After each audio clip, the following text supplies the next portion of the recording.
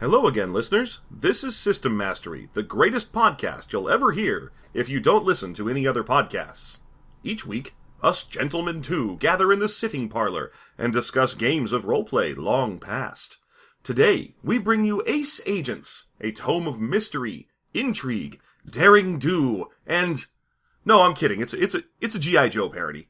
Now, on with the show.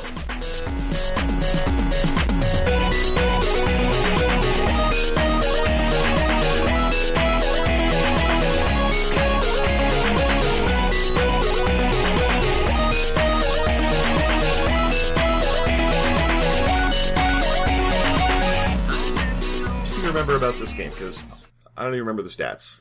I remember most of the things about this game. Okay. Honestly, once you get to a certain point in reviewing games, you're like, I could just say that one of the stats is strength and one is dexterity, and there's a really good chance that I am correct. That is true. I mean, we'd only be wrong in a couple instances in our various games. I don't think that's the case in Nobilis. I don't think that's the case in Ghostbusters. I believe in that one, strength is still there, but agility has been replaced with, like, cool or something. Yeah. So, unless it's weird. And this one is not really weird. It kind of is... It's kind of like a 90s joke about the 80s. Yeah. No, it is a very aware of its setting. Yeah, it's like watching a Saturday Night Live parody from like a 1992 season episode about Cheers. It's similar to that. Like, you're like, what are they joking about? It's weird. It's like they're speaking French with a German accent. Yeah. So Ace Agents, it is very much a take on the G.I. Joe thing. Oh yeah, it is straight up G.I. Joe, the game. Oh, yeah. Except it's kind of a jokey parody of G.I. Joe.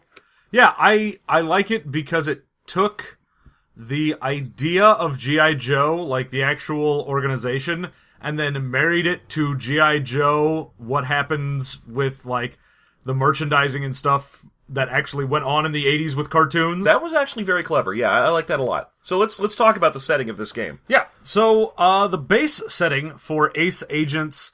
Oh, wait a minute. Let's introduce ourselves. No, that's crap. We haven't done that yet. That seems like... It's super evident who we are. Okay, well, there's that. There's the consistent complaint that we sound exactly like each other. That's a regular thing. But really, I'm more worried about potential new listeners.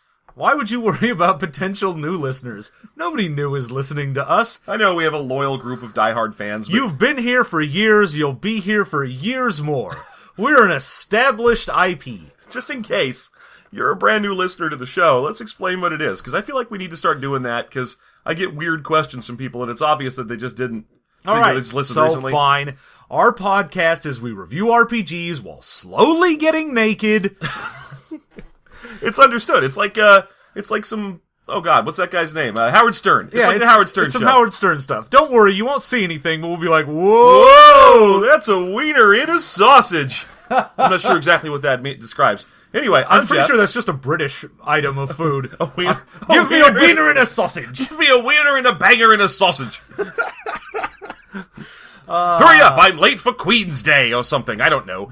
Anyway, I'm Jeff, and this is John. I certainly am. We sound exactly alike. We do. Well, let's do impressions of each other. Yeah. I'm John. I'm Jeff. And together, we're the System Mastery Podcast. Well, I've been doing podcasting for years. Get out of my mind. It's true. I do have a tendency to hoard gold and keep people away from my gold. Oh, get away. This is my plot. I'm panning for gold. So each week on System Mastery, or every other week on System Mastery, we get together and review old role-playing games that people mail us or that we find. And we try to stick to ones that are weird and crazy and old. And mostly out of print. Yeah. Because, role-playing is a delicate sort of balance between people buying things and people putting stuff out. We don't want to fuck over any sort of publisher by telling them that they are bad. Oh, no. We don't want to do anything to anyone who's got a book, or who's got that book in print. Because, we all know that the industry is hanging on by crazy little threads. Like spider silk type threads. Oh yeah, it's stronger than steel, but only if you've got a whole lot of it and you don't. Well, it is like that, because you get these diehard super fans, but there aren't enough of them. No. So we try to be nice to modern games, but we didn't find a modern game this week. No, we did not. Ace Gents, as my girlfriend calls it. Yeah, Ace Gents is like 92. Mm-hmm. So this was interesting for the time, but it's, like we said, a parody of the G.I. Joe idea. Yeah. The basic premise for this game is the world has understood that there's a lot more technology and like terrorism is getting to a point where there's more like super weapons and hacking and like crazy ability to do shenanigans. So the US and all these other nations were like, we need to make an anti-terrorism task force. Right. And so they created the ACE agents, and it stands for Alpha Command Echelon or something like that.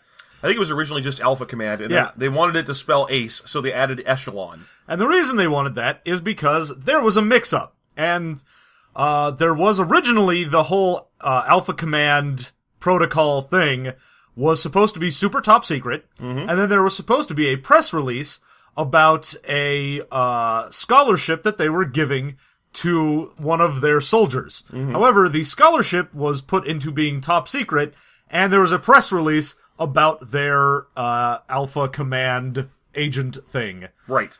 And instead of trying to rebury what they had already let out, they decided to sort of write it and basically turn their Ace Agents group into celebrities. Yeah, so they hired a PR guy to spin this, and so instead of trying to be in secret, they're like, no, we're gonna go full hog. They encouraged their agents... Never go full hog. Yeah, go full hog. Yeah, don't half hog nothing. You never go full hog. Oh yeah, you do. I go full hog. You go partial hog? You ever seen that first episode of Black Mirror? I go full hog. For anyone that's seen the first episode of Black Mirror, ew. I'm thinking like Babe, Pig in the City. He's only like 3/4 hog. Oh yeah. Yeah. Oh, I go full hog on Babe, Pig in the City. Oh God, I have no idea what you're describing now, and I don't want to. Yeah. All right, I'm full sorry. Hog. I'm sorry I interrupted your flow to get you to say full hog. So yeah, they encourage their agents to wear outlandish uniforms, whatever they want. There's no standard uniform to wear. They encourage them to come up with their own weird nicknames and call signs. You've heard those before. Things like Roadblock or Sergeant Slaughter. Yeah, so... Or Shipwreck, the gay one. Mile High. Well, yeah, the Venture Brothers really took the whole gay ones to dazzling new heights. But if you ever watched the original G.I. Joe, Shipwreck never made any sense on that show. He'd always be like, yeah, let's go get Cobra. Yeah, we all have laser guns and we're dressed like army guys. And he'd always be like, hey, fellas, I'm Shipwreck. I'm wearing a fancy tucked-in sailor shirt. And I'm going to go to the city instead of whatever you're doing.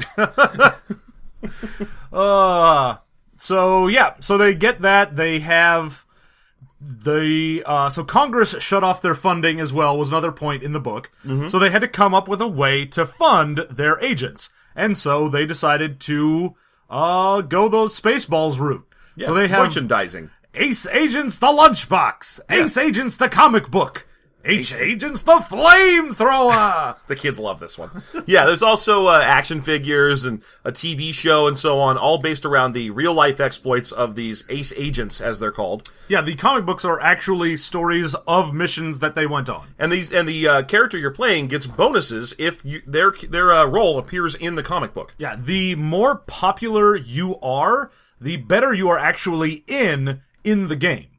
Yeah. So you have a PR stat in this game, and it determines both like how tough you are and how easily you can do things if you weren't trained, and a whole bunch of stuff. Yeah, because it basically represents your conception of your own popularity. Yeah, it's how confident you are in your given role. So you use your PR stat to determine at least half of your hit points is derived from your PR. Yep. So it's surprising because it represents your confidence to be like, yeah, of course I can take a laser in the fucking shoulder. I'm the main character. Yeah. So they also ended up having, as soon as they released the information that Ace Agents was a thing, and they changed the name from just A.C.E. to Ace because it sounded better, then there came a terrorist group Python. Which doesn't even stand for anything. No, they haven't figured out what Python stands for yet. But they put the dots in there and changed it to all caps because it looks cooler. Yeah, it sounds cool. They'll figure it out later. Does Cobra stand for anything? No, I don't think so. No, of course not. It's snake. It stands for some kind of snake. Done. Yeah, it stands for Cobra Commander. Who's a Cobra? He was a Cobra Commander first, and then he made Cobra. Then he made Cobra to command. Yeah. That's interesting. That's definitely one of those things where you dress for the job you want and not the job you have. Exactly. Yeah. That's why I go into work with a full blast shield down, and I'm just, yes, hateful. Where I normally show up for work with a full silver face. Normally. Yeah, that's my normal thing. And then I'm like, witness me! No, that's just silver teeth. I have literally a whole silver head and then like a black bodysuit, and I'm always making out with the Baroness. So this Python is your main villain group? It does suggest that you use some other villain groups when you need to, foreign countries' versions of Python, or even your own country, because the ACE agents aren't technically very authorized. Yeah, but Python is sort of your default Cobra. Like, occasionally they would maybe fight someone else. Yeah. Or maybe you have to team up with Python to take down a drug guy in a mountain. Yeah. A drug mountain. You'd have to team up with Python to teach a kid not to smoke the marijuana. Yeah. Yeah, in a special episode. Yeah. Yeah, and maybe also Alvin, Simon, and Theodore are there. Maybe. Yeah. Maybe Bugs Bunny and Daffy Duck are there. Actually, I'm going to say probably not all three of Alvin, Simon, and Theodore. Like, I feel like Theodore is above this. It's probably just going to be I Alvin. feel like Theodore really is down with the green, if you know what I mean. Yeah, he's wearing the outfit, right? Yeah, he wears green, he's always hungry, he's tired, I mean, he's got red eyes, yeah. He's constantly talking about how he wants to blaze it. I don't remember that last part, but I do remember how he's always wearing one of those giant Bob Marley-looking beanies. Oh, yeah. Yeah, the ones that are like red, black, yellow, or whatever it is. And every conversation he has is about how he has been high. Yeah, oh god, yeah. Theodore, every time they're like, Alvin, and he's like, I want to be a celebrity. I like rock music. And they go, Simon, he's like, I'm a nerd. I like playing 5 games of chess at once. And then Theodore, he's just like, dude, you'll never guess what I did last week, dude. Dude, you'll never guess. Dude, I smoked 2 bowls. Oh my god, this koosh. Oh my god. Oh man, I have such a strong opinion on the difference between indica and sativa. Yeah. It's gonna take me like an hour to get through it. I had Simon design a bong for me. Crazy, you guys. You guys? Oh my gosh. Crazy. Yeah, it's just like that one from that movie that was so rad. Anyway, I can't remember it because I'm completely stoned. Okay, so there you go. Anyway, moving along. So yeah. So Python, bad guys, and then they give you some sample characters. You've got Lady Lethal. Lady Lethal, Private Affair. Wrong Way, who is their pilot. Major Firepower. Wrong Way's alright. He really appears to be a Paunch Lad McHonk ripoff, though, if you ask. Oh, yeah, he's 100% ripping off Paunch Lad McHonk. Yeah, he looks exactly... Wrong Way might be the best design that they have, because the rest of them just look like generic G.I. Joes. I mean, Private Affair is basically just like a ditzy blonde with a gun, and... Yeah, it was said that she joined up, even though she was a typical Valley girl, and all of her friends were like, why are you doing that? And she didn't have a good answer. She just did. Yeah, she just felt like doing that. And then, but Wrong Way is the MC Bat Commander from the Aquabats. Like, down to the blackened out front tooth. Yeah. Like, it's amazing. It almost looks like MC Bat Commander got his idea from this book. It's so close. But then again, he's their pilot who can do everything but navigate. Yay. And then you've got some of the bad guys are in there. So you've got like Rad Python Suit. Lord. Yeah, Rad Suits. Who is in a radiation suit, not wearing a rad suit. I know, I was disappointed. That would be my G.I. Joe character, is Rad Suit, and he's wearing a rad suit. Oh yeah, he's just walking around in a really rad suit. His only deal is that his suit is radder than anyone else there. Like, someone would show up and be like, man, I'm looking so rad, and then he'd sidle up next to him and be like, are you though? And they'd be like, oh, it's the 80s, and you're wearing jeans with that blazer. You got me beat, bro. No one even does that yet. What is he doing? Stand up now? Yeah. The only time I imagine someone with jeans and a blazer is if a brick wall is behind them and they're asking me what the deal is with something. Rad Suit live at the Apollo. Hey, and what's the deal with Python? What does it stand for? Where are they getting those red lasers? Blue lasers are the good laser. Am I right? Red lasers are for shit. And how do lasers have an opinion on what to do? How a red one's evil, blue ones are good? Who can answer me this? I don't even understand why we can see them. As this bit has gone on, I've become more Italian. Now I'm a dwarf. Hey, what a deal with a python, eh? Yeah, Jesus Christ. Okay, well, that just happened. All right, so that's our character concept for Rad Suit, a stand-up comedian G.I. Joe who is dwarf and is wearing a rad suit. Yeah, there you go. Like super rad, the raddest suit. But so basically they just did their best to introduce a bunch of G.I. Joe knockoffs. Yeah, they have a fat knife clown as well, named Mr. Deadly. Yeah, a resurgence of the fat knife clown archetype. Yeah, except he's got an axe instead of a knife. Well, I guess he's a fat axe clown, which is, kind of a different thing. Although, well, you had to escalate. Yeah, absolutely. It made sense in the 90s, because nowadays a fat axe clown is a person buying deodorant at Walmart. Yeah, it's someone drinking Faygo. Yeah, is a fat axe clown. Yeah, that's a whole different thing. Or they're actually drenched in the body spray. Well, both. And they become a fat axe clown. That's something you encounter at the worst kind of bars. That fat axe. Oh. All right, so really the most interesting thing about this game to talk about is this whole meta concept of trying to build your own popularity up because it improves your hit points and gets you bonuses and better gear requisitions. Because the actual meat and potatoes rules of this game aren't that complicated. Oh no, it's a fairly simple game. They even have a basic rules system and then another couple pages of optional rules. So the optional rules add some complexity, but baseline you've got your stats, your generic strength, dex, and intellect like you normally have. Then you get fitness instead of constitution, your willpower, your perception, and your attractiveness, because normally I hate attractiveness in a game, but in a game that's all about being sort of a cartoon superhero type thing, I don't know why I don't have a problem with it in this, but you have an attractiveness stat. Well, it's got a paired stat that kind of takes some of the edge off. Because you can get a poor roll in your attractiveness stat, but still have a super high PR. Oh yeah, because public relations is your last, rolled stat. Right. And that is just, do you get onto the TV show, or on the radio, or in the comic books? Do you have an action figure? So on and so on. Right. So when you first start the game, you're a new agent. So your PR stat, even if you roll fairly well, isn't going to be ridiculously high. Yeah, because it goes super high up. Now, the way that you roll stats in this game, if I remember correctly, is each stat is 4d10. Yeah, you're going to get your d10s for each ability. Mm-hmm. So you got an average of about 20 for a stat. Mm-hmm. But the normal human average is a 10. Yes. So right off the bat, you are twice as good as a normal human in everything. Right. Unless you happen to roll particularly poorly. 4d10 is very swingy. It's a range of 4 to 40. Well, yeah. You should probably be better than a human in basically everything, but there is the chance that you're I've got a 6. Great.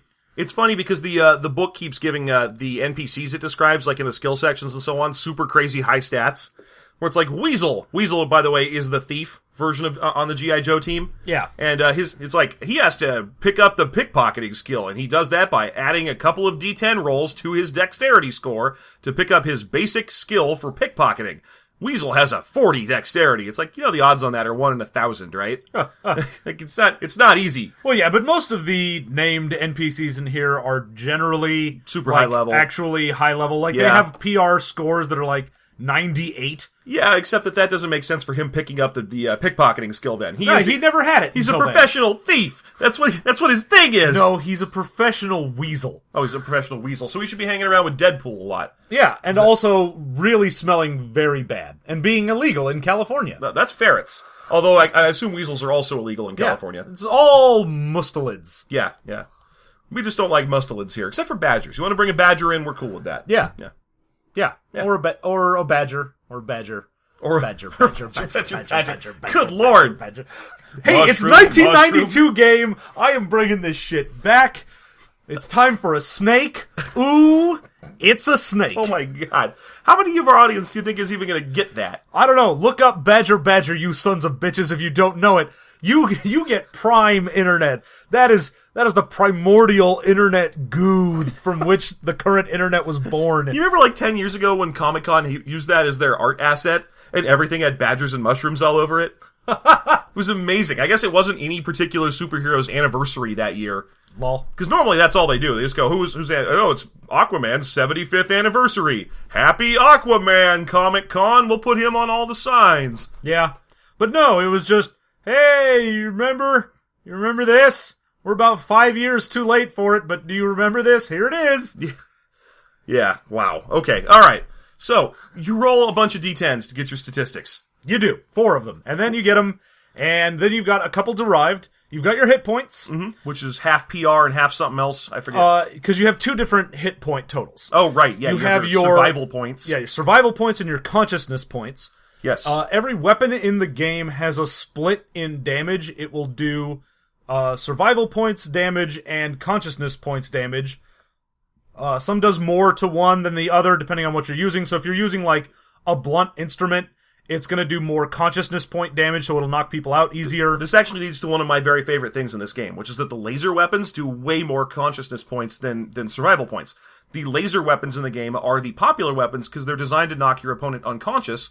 And in this game, it's bad to kill your opponents. Yeah, there's actually penalties you can take permanently to your PR if you, like, kill an enemy when you could have taken him in alive, if you do any sort of, like, civilian casualties. Yeah, if you're shooting at point-blank range when you don't need to be, you're rewarded for acting like a G.I. Joe. Yeah, if you get right up next to someone, shooting them is frowned upon. You should get into a fist fight and kind of roll around on the ground with them and try to subdue them. Or kick a gun away, or something like that, yeah. Because that makes for better reading for the comic book and for plots for the TV show. But, you know, on the original G.I. Joe show, they always had lasers because they were operating during a time period where putting actual bullets on the air was considered bad for little kids.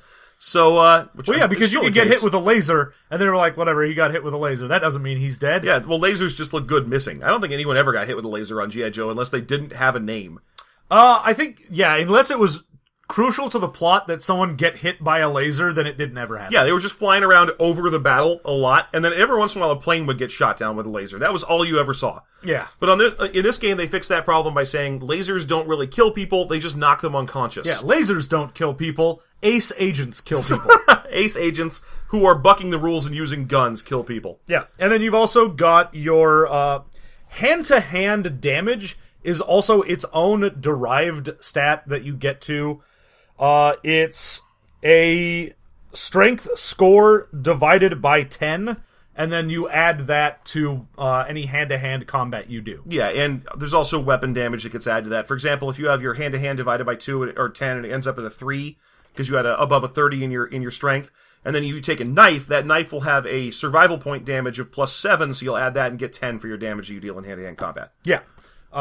And usually the actual, like, melee weapons are way better at killing people unless you're using, like, a club or something blunt. Which is a bit disappointing, because you want to knock people unconscious in close combat, because killing people in close combat's the worst thing you can do. Oh yeah, well that's why you don't use a sword. Yeah, you just use a club. Yeah, you get, like, a baton or something. Mm-hmm. Okay.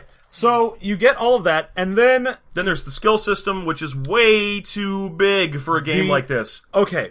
Now, normally, anyone who has listened to this for a while knows that one of my biggest pet peeves is a skill list that goes on forever and is way too granular. Oh yeah, this one has different skills for sonar and radar.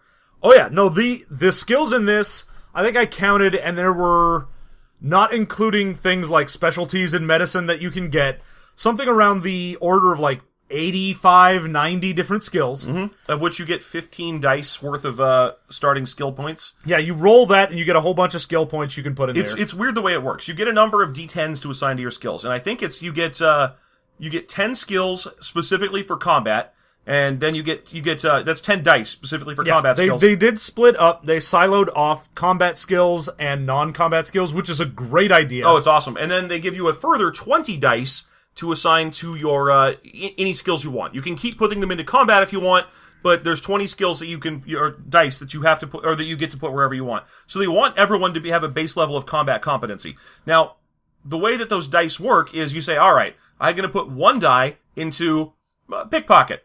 And then you roll that die and get a 7, and that's your base starting pickpocket skill value. Then you take that and add it to whatever the skill associated with pickpocketing is, probably dexterity or fitness. Probably, yeah. And then, so you take your dexterity skill, which is going to be like a 30, add it to your pickpocketing skill, which is a 7, you have a 37 in pickpocketing. Hooray! That's how it works. You can put more dice in there if you want to be especially good at one particular skill. Yeah.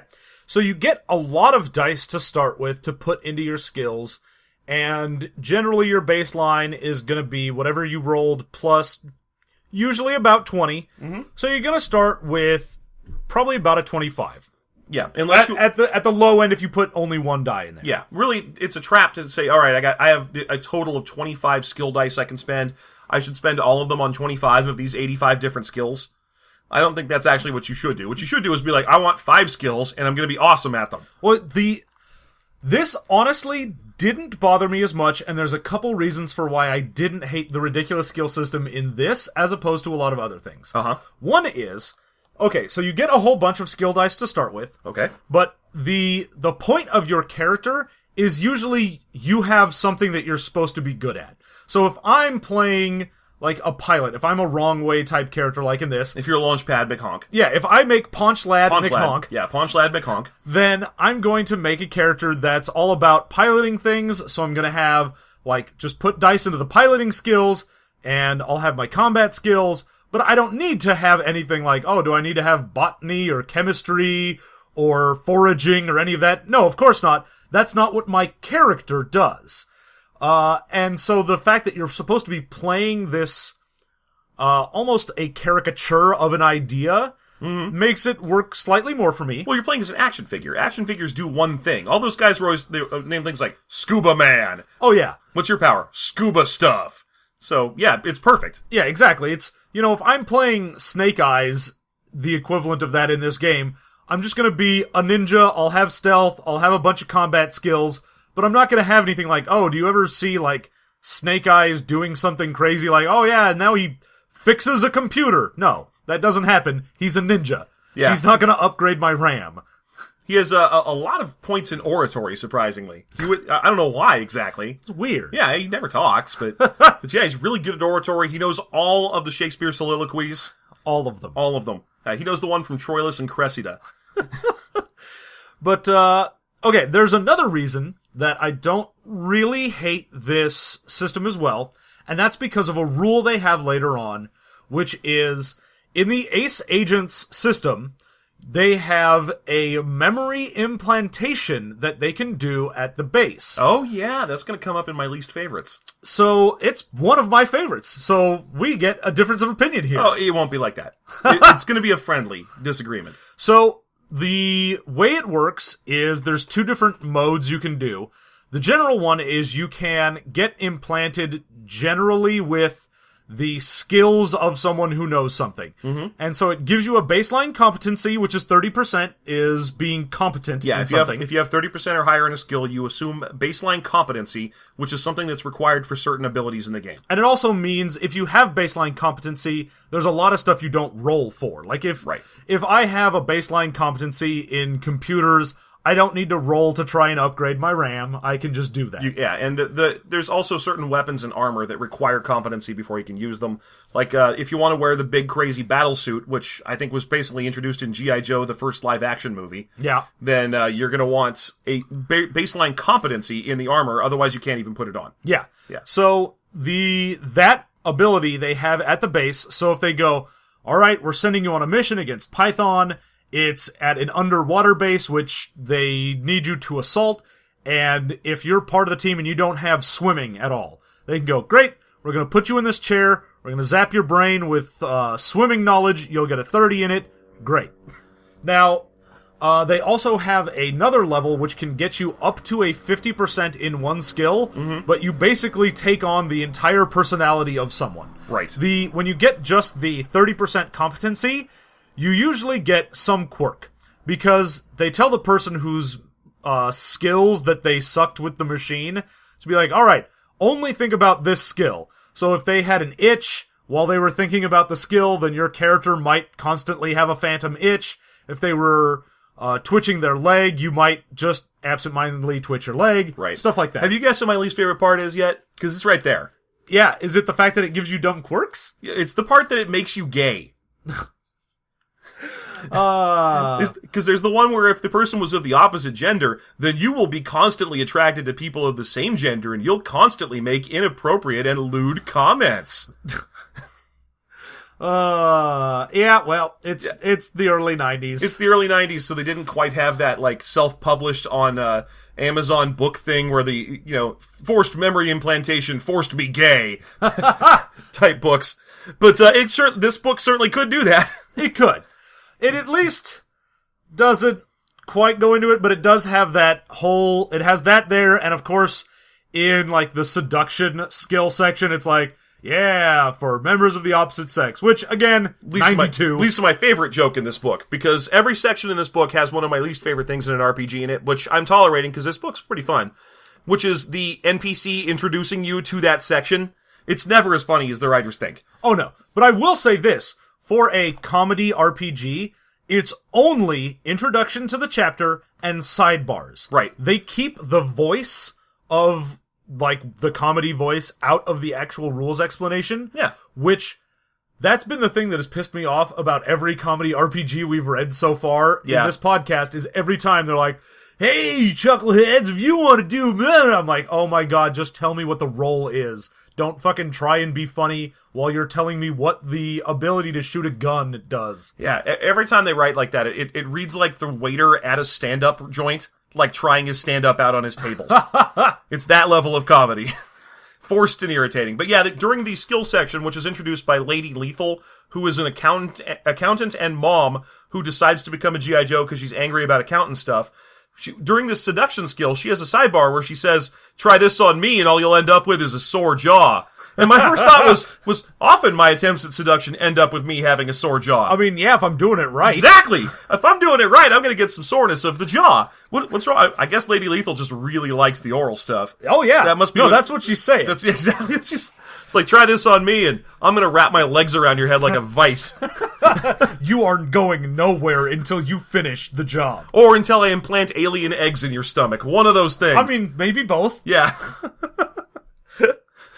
Alright, so that was one of my favorite silly sidebars in this. Oh yeah, they've got a bunch of their dumb named character stuff. We'll do sidebar things, like they'll explain like what a role does. So like the example of play is all in sidebars, and it's all done by the characters. But the regular text of the game is just, here's the text of the game, this is how you play the game. Right, great. So it works pretty well. And it's all a percentile roll under, which is super easy. Oh yeah, it's very easy to do. It does lead to you having kind of hilariously low chances to do anything. At least to start. Yeah. The other reason that I didn't hate the skill system as well is every mission you get like 5 D10s to put in your skills. Yeah, you go up very quickly in this game. So basically, let's say you start the game out and you have a hilarious like 27% chance to drive, which is sad. By the time you finish your first mission, you get a bunch of D10s that you can assign as you want. You take each D, you don't roll them and get a pool of points that you can put wherever you want. Yeah, you just place your D10s. You place the dice first. So you say, all right, I'm going to put a die into driving. You roll that, you get a 6, and your 27 becomes a 33. Yep. So that's actually pretty neat. Oh yeah, no, I like that pretty much they want you to get better very quickly. Like, you start out as sort of a crap new agent, but if there's something you do, like if there's like, okay, I am the Aqua guy, I'm whatever, I'm Scuba Steve. Steve. All right, sure. If I am Scuba Steve, and I want to be all about the scubars, then I can put my points into swimming and scuba and all that nonsense. And if I, say, wanted to put points in other things, so I didn't put all of my points in there, but I started with like a 50, and I wanted to go to like 100, I could do that after a mission, basically. Right. Although I think there are penalties to the cost if you want to go above 80 in the skill. Like, it gets more expensive, you need to put more dice into it. In fact, I think to move from 80 to 90, it's 10 dice per die is the trade-off. I think you start saving up, initially it's like 4 dice per, and then going from like 90 to 100 is 10 or something. Yeah, it gets pretty crazy. You can also increase your base attributes, although it is a weird mechanic that improving your base attributes does not then improve the skills that you already have. Yeah, but if you get a new skill after you've increased your attribute, then it will use your new attribute as the baseline. I feel like they wanted to do that to make the math simpler, but ultimately it just means that you get penalized for taking good skills first. Like, if you have strength and sword guy, you're like, I'm a sword guy. I have strength and sword. Alright, you get better at strength. Alright, I should get better at sword. No. But you would get better at bow, I guess. It's a little... I feel like they should have just said, alright, every time you introduce you increase your base skill, you also increase everything that flows out of it. Yeah. Oh well. So, combat works pretty easily. You roll to see if you hit a guy. Yeah, and then there's defenses that they can apply to your which work as penalties applied to the main roll, I think. There are, I think, up to, like, you add it or subtract it to your roll because you're trying to roll under. So if you've got a particularly good position and you aim or whatever, you can get up to, like, I've got a -20 on my roll to roll under.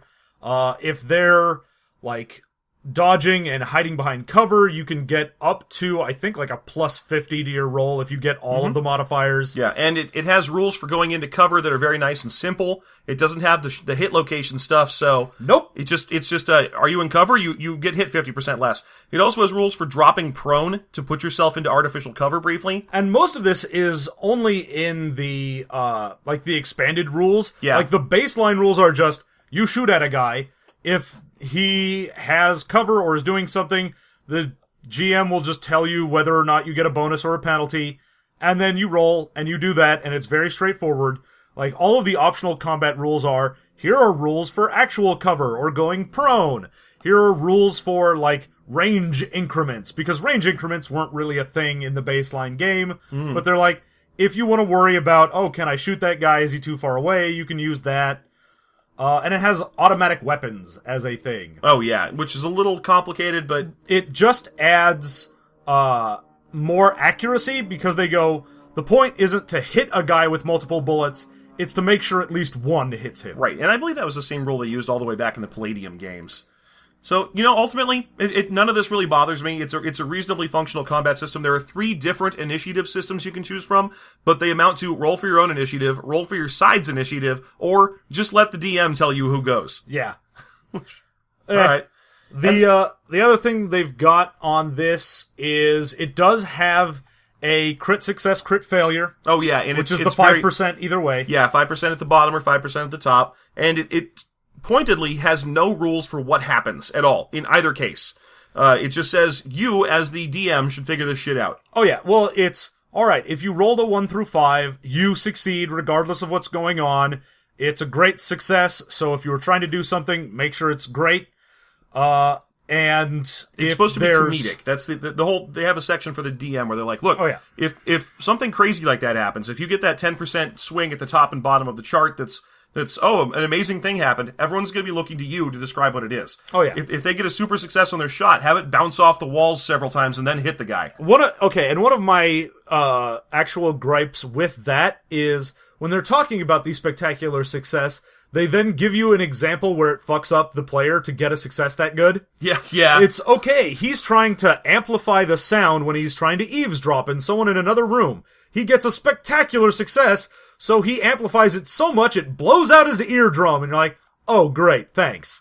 I was so good, I fucked myself up. I believe that was being handled by one of the G.I. Joe analogs we haven't talked about yet. Retrofit. Yeah, Retrofit. There are at least a couple that we haven't mentioned. Dr. Caduceus. Caduceus. Let's see, Major Firepower, and Grease Crankcase, Gear Shift. Greaseball. Grease Kank. Oh, wait a minute, no, Greaseball was the little dwarf guy that... God damn it. Now that's offensive, sir. Sir, I find that offensive. Grease Cankles. That's the one. Yes, Grease Cankles. Thank you for getting there eventually. That's the one we haven't mentioned yet. We found it. He's like a mechanic or something, and his picture is my favorite thing in the book, because he's like, his eyes are looking in 2 different directions, and he has the big dumb smile. He's just like, I fix cars. Oh, no. So, I mean, he literally has very wide set, crazy looking eyes. Yeah. Anyway, moving on. The next section of the book is gear, and there is a crap load. Oh, yeah. There are no real guns in this game. Everything has been made up for the game. Now, there is no money in this game. Oh, no. Everything that you are going to get is given to you by the command, and they send you to Larry. Larry is the guy in charge of giving out equipment. Oh, yes. And he is so stingy. He doesn't. He's technically an ace agent, just like you, but his code name is Larry.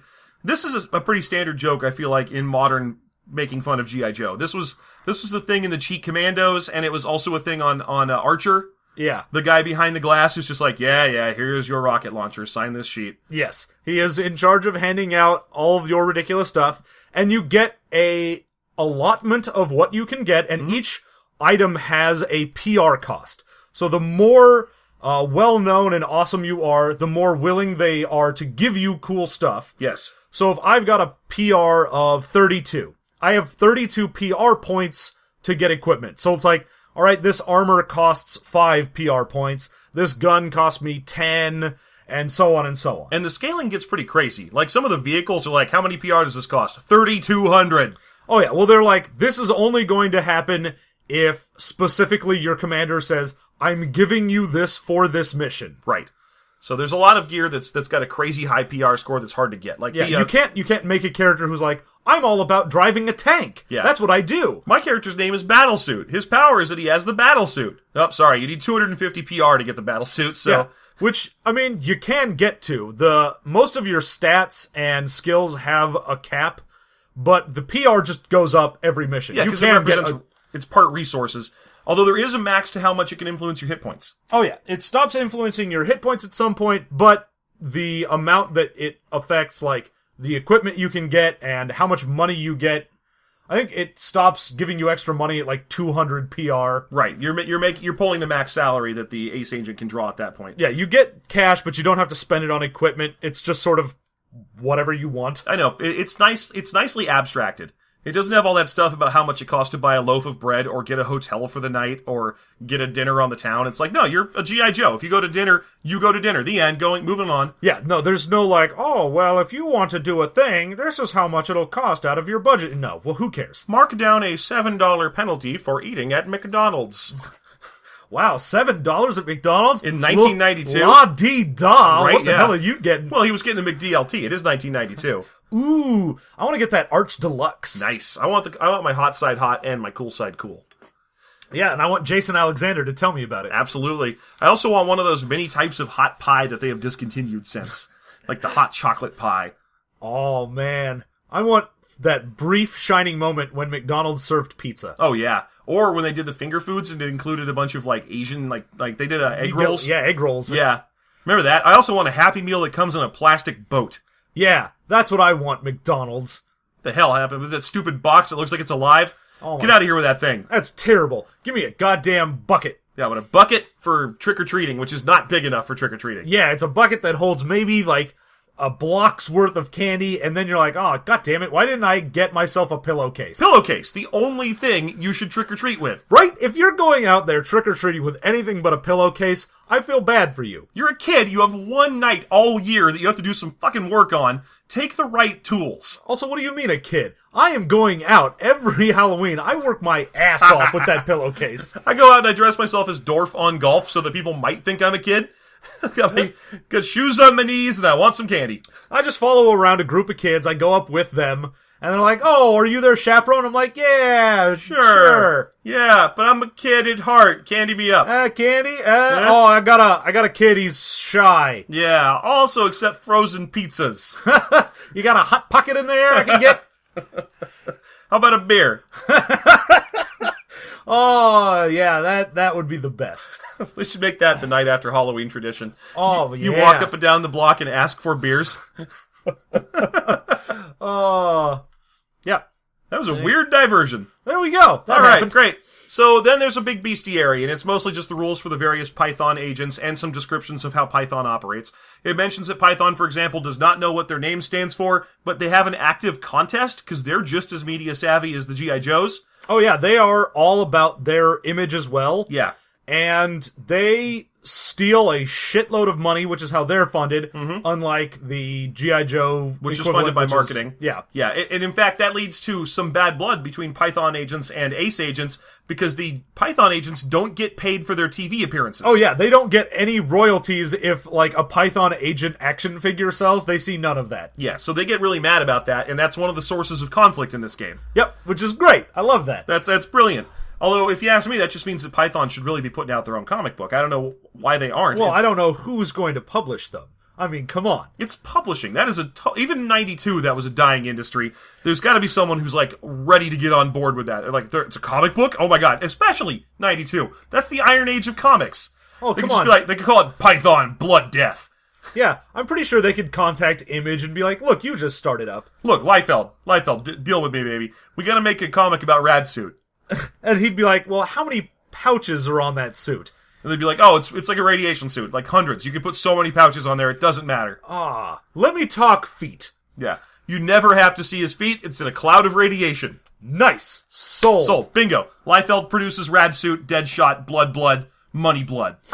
Oh, Money Blood. Always helping out James Bond. Mrs. Money Bloody. Alright, So it's got rules. Again, something that this game does that a lot of other games have that I like, how it just sort of goes, this isn't important and glosses over it, is healing. So many games have healing time where it's like, oh, you got messed up. You're in the hospital for 3 months. And you're like, okay, this doesn't matter. it's even worse when it translates it directly into game sessions. Oh, yeah. We've only seen that like twice, but when that happens, that causes steam to rise from my ears. But in this, they went, oh, they have so much money that they have an experimental zone that they just do crazy tech things with. Yeah, they have like a Reed Richards. Yeah. So out of that place is where they got all their laser guns and plasma shenanigans and all of their high-tech gear. But they also invented a pretty much regeneration machine.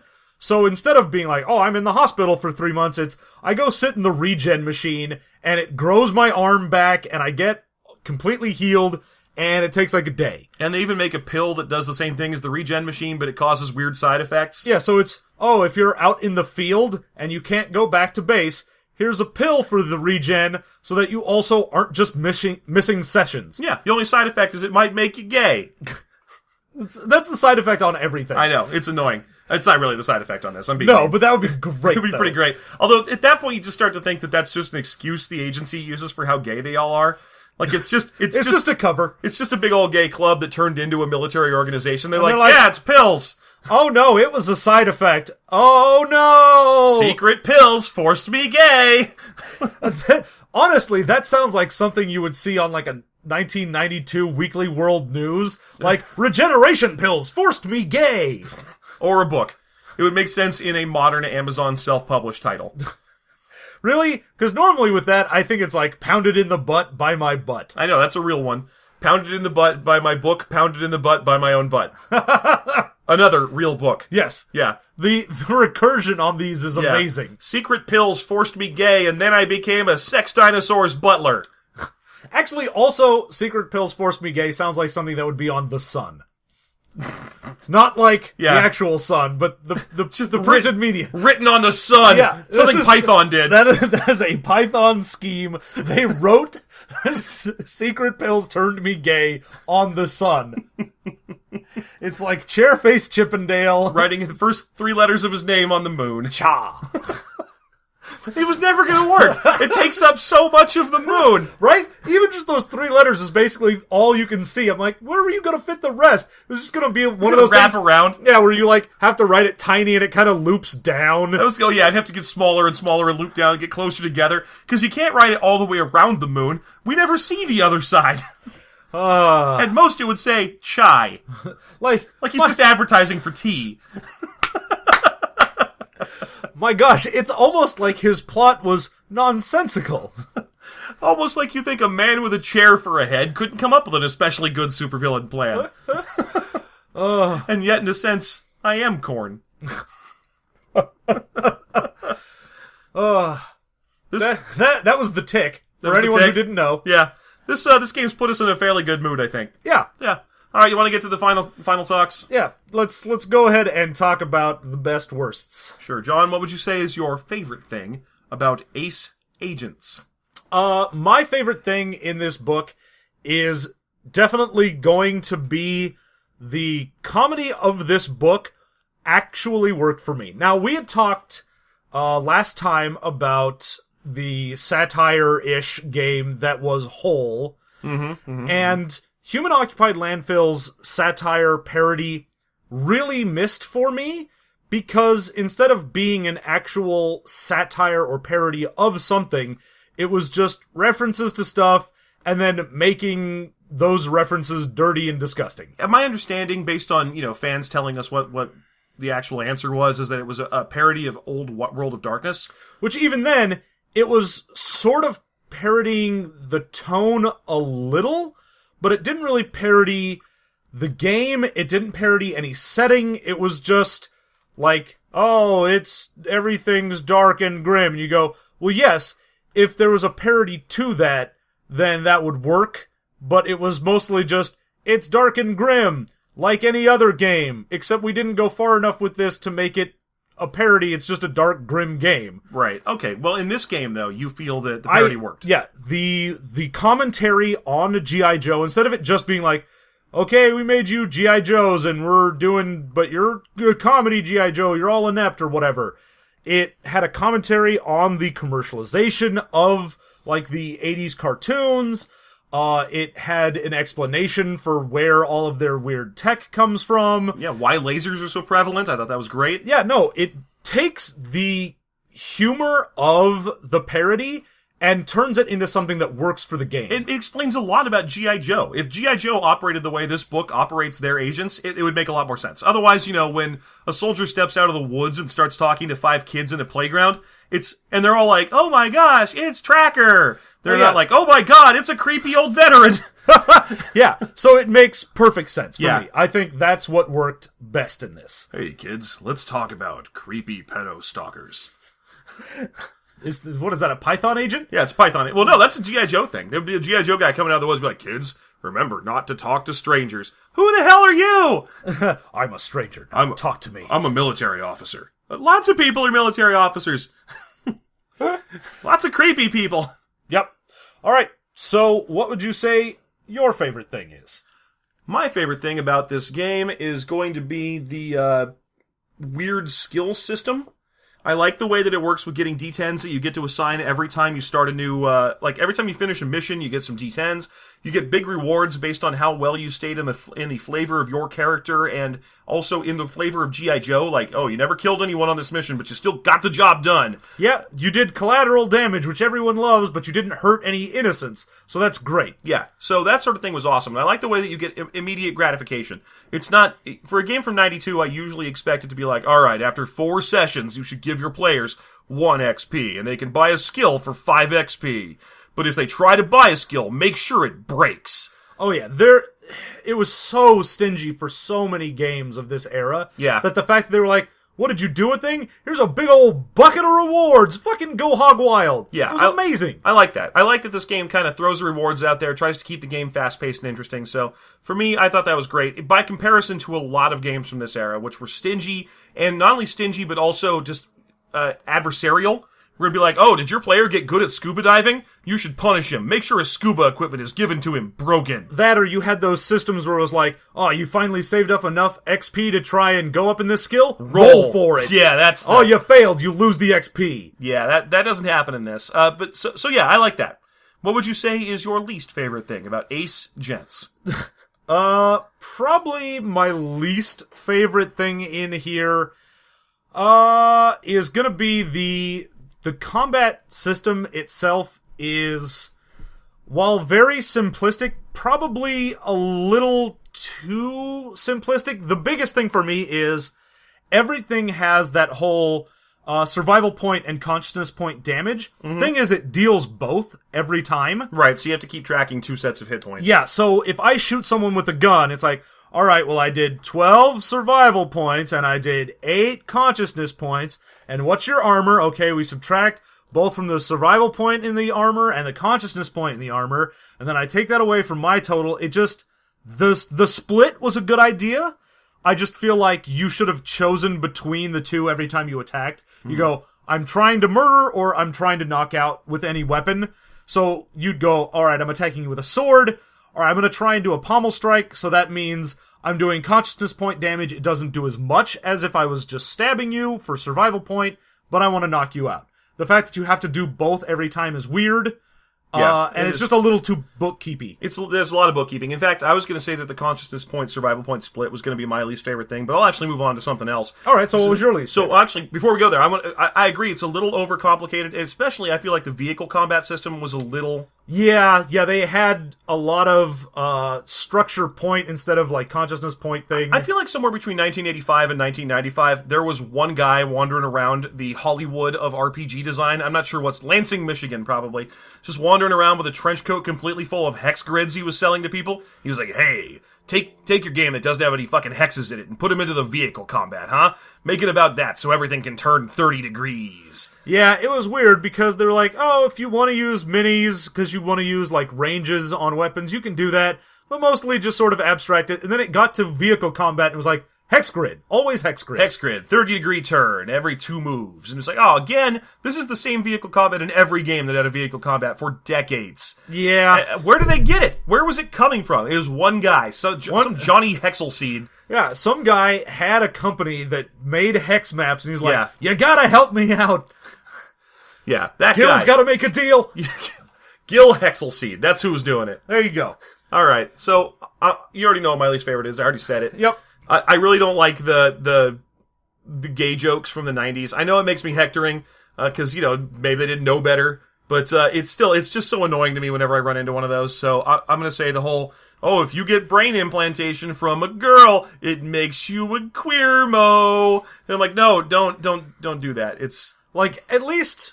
I'll give it that it doesn't do things like say queer-mo. It's just, you'll be attracted to members of the opposite sex. And you'll make inappropriate comments. Is the one. Inappropriate? Come on. Gay comments are entirely appropriate. I'm just glad it stopped there and it didn't be like, well, you'll make inappropriate comments about how they're dressed. Because, girl, nice. Those shoes with that skirt. I'm glad it stopped there, because it could have been worse. It could have been like, if you get an implantation from a Chinese guy... Yeah, well, there you go. Here's another joke for you from Radsuit. Radsuit live at the Apollo. Hey, any of you ever gotten implantations in driving from a Chinese guy? Yeah. I'll be here all week. Try the pepper steak. All right. So there you go. Would you play Ace Agents? I would definitely play Ace Agents. I think it would be interesting to make a character in there. It plays different enough from most things as far as making your character that you're so encouraged to be one thing that normally when you do that in a game, you're like, oh, you're min-maxing because you tried to get the most in whatever. But here it's like, no, my guy, he's a driver. That's what he does. He drives. Yeah. So I have a ridiculous score in driving. It's not that I'm min-maxing, it's that that's my action figure. That's my core concept. Yes. So I like that. I would play this game. Yeah, I think the only problem there is it included a bunch of skills for G.I. Joes that wouldn't make any sense. If you're like, I'm the G.I. Joe who knows everything there is to know about arcane botany. I'm really... arcane botany? Arcane botany, the practice of growing magic plants. Yeah, obviously. I don't see anything wrong with that. It's a perfect G.I. Joe career. Yeah, the alchemist. Yeah, no, even he is dealing primarily in minerals, as the process of alchemy is transforming lead into gold. Well, that's only one bit of alchemy. The wide world of alchemy has so much more. Join 3M as we take you into the world of alchemy. Oh my gosh, is this a 1960s corporate movie about alchemy? Yes. By 3M? 3M, bringing you tomorrow, today. Bill, I hired 3 alchemists today, and I'm worried about the alchemists of today's youth. They just don't seem to have the drive to get clients the way I used to do. But thanks to the motor truck industry... All right. Yeah, so would you play Ace Gents? I want to say yes. I'm going to say yes to this game. It's been a while since we've had a win on the show. Yeah. And while this game is very simple and very 90s, it's got that early 90s fly-by-night look, I feel like they came out with a winner here. It's got some charming new rules. Yeah, this was, what was it, Stellar Games, which I don't know anything else they've done, but boy, they came out swinging. They had quite a game here. I would totally play this. I probably wouldn't play it very much. Oh, no. I mean, this isn't like... This is going to become my new favorite game, but if someone went, hey man, I'm running Ace Agents, I'd be like, I'll roll up I some don't know dumb where thing. you found that, but hell yeah, we're going to play some Ace Agents. Yeah, this would be amazing for a short campaign. Yeah, so absolutely. So there you go. We have 2 yeses on this one. Hooray! This is very, very rare. Yep. Doesn't come up all that often. Okay, so I think that's about it for Ace Agents, unless you got anything else you want to say about it.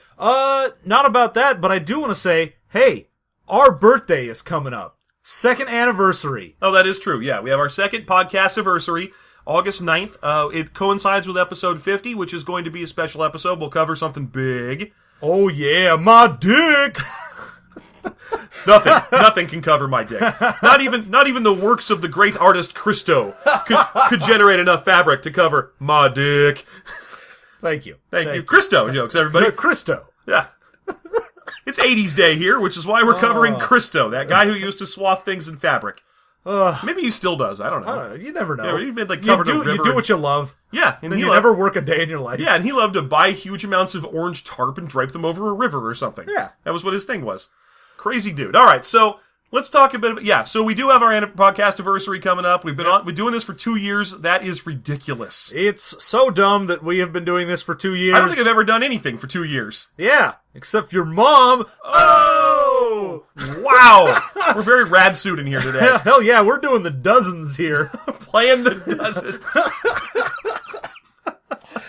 Oh my gosh. Okay, so let's wrap this bad boy up with the standard end of podcast fare. This has been the System Mastery Podcast, where you can totally tell us apart, because I'm John. And I'm Jeff. There you go. Now, you can find us on SystemMasteryPodcast.com or on Facebook or Twitter. You can follow us on those.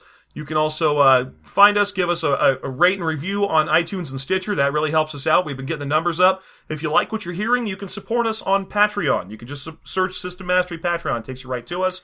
If you give us any amount of money, like $1, even a lowly dollar, then you get access to our bonus content. Every time we do a System Mastery episode, we also go back into that game and roll up characters and tell you all about them.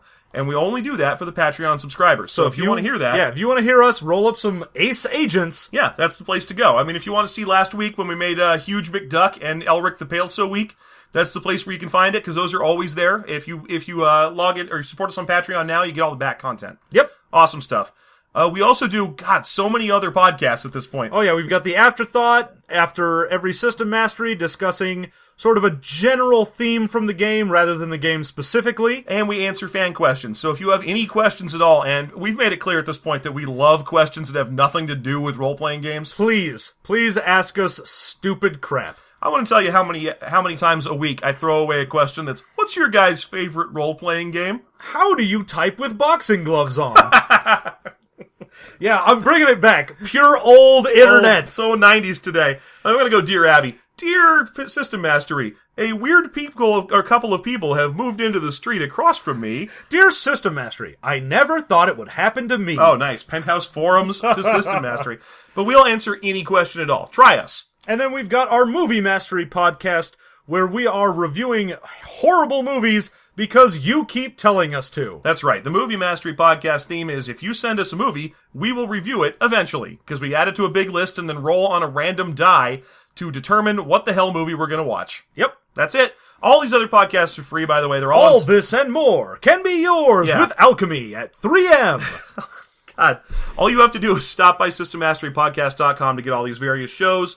If you would like to send us a book to review, just drop us an email and we will hook you up with a method to do that.